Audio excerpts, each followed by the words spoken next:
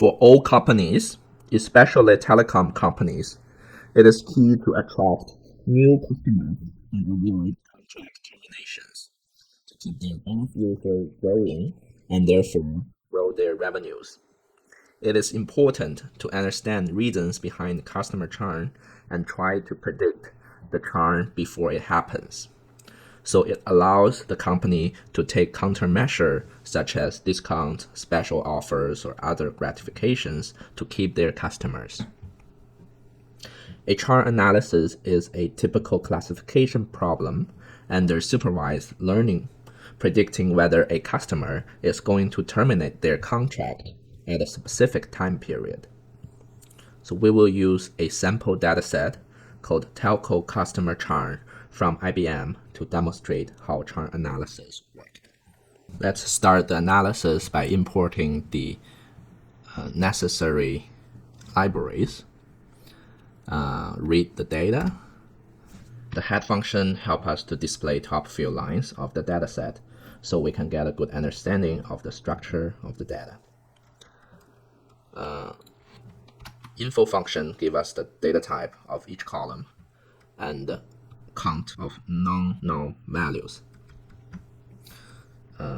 Please note that the total charges should be float instead of object. So we're going to change the data type to float.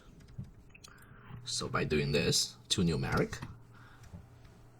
we change the data type of the total charges. So describe function give us the basic statistics of numeric columns.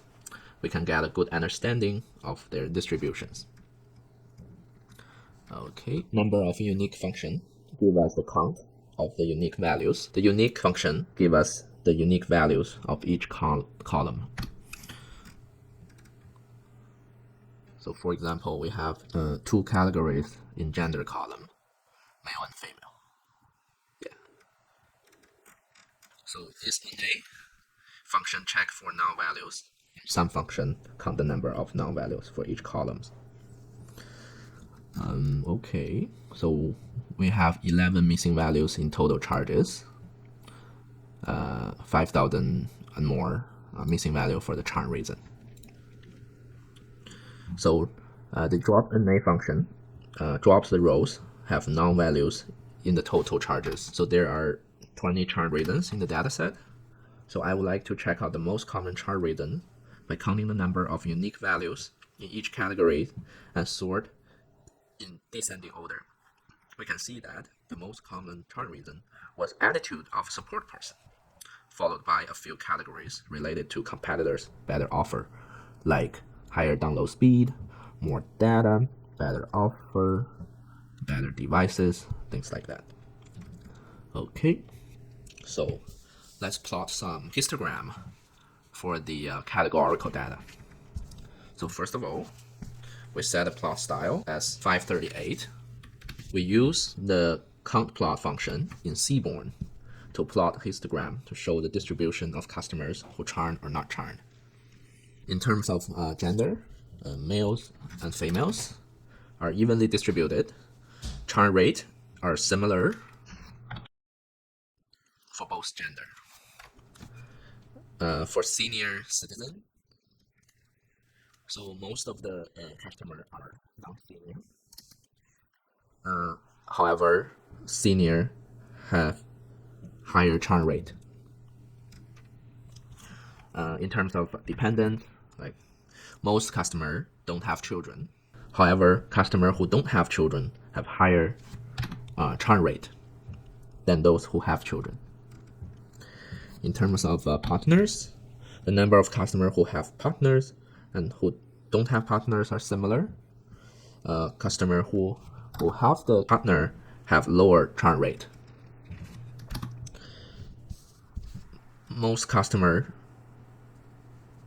choose fiber optic as their internet service.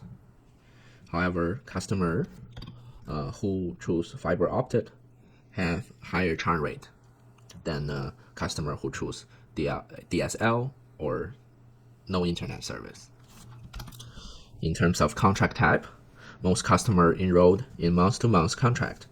However, customers who choose month-to-month contract have higher churn rate than those who choose 1 year or 2 year contract. In terms of paperless billing, more customer choose paperless. Okay.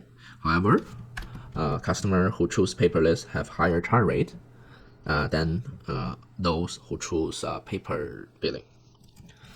Payment method distribution shows that more customer uses electronic check, like here, as their payment method.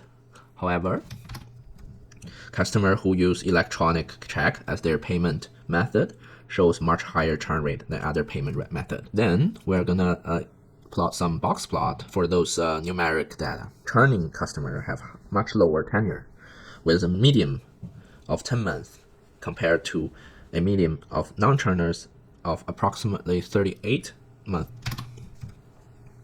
Churning customer have higher monthly charges with median of $80 and much lower interquartile range compared to that of non-churners, which have the median of 65 and the larger interquartile range. Total charge are the result of tenure and monthly charges, which are more insightful on an individual basis. We're going to quickly check for the outliers. There's no outlier here. Then we're going to do some feature engineering. So suppose we have created another variable called number